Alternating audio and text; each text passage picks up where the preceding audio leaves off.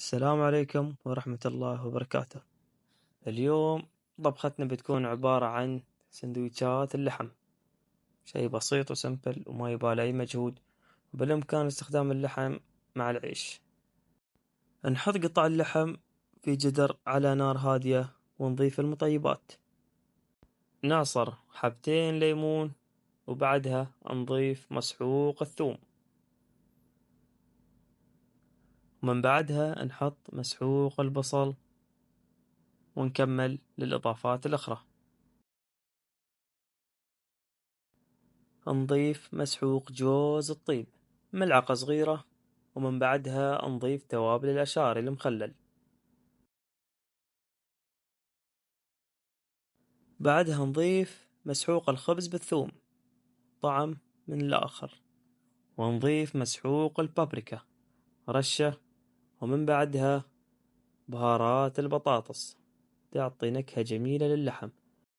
نضيف بهارات اللحم، ومن بعدها مسحوق المانجو المجفف ملعقة من كل صنف.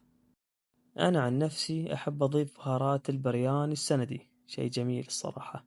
ونخلط المكونات ونخلط البهارات حتى تكون متماسكة ومخلوطة عدل. نخلط نخلط نخلط، وبعدها نضيف كوب ماي حتى نزيد كمية البهارات عندنا للتتبيل.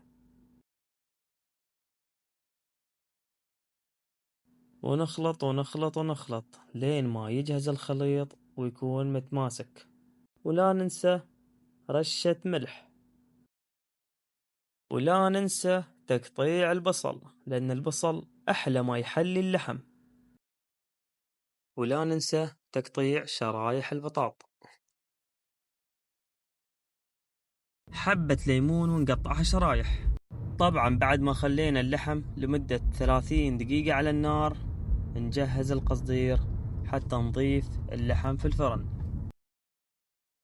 ننزل البطاط والبصل على القصدير.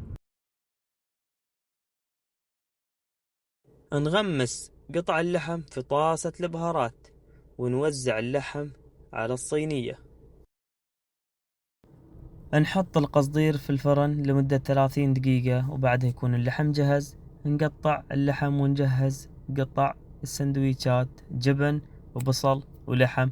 إذا حاب تضيف شطة تقدر تضيف، وبالعافية عليكم.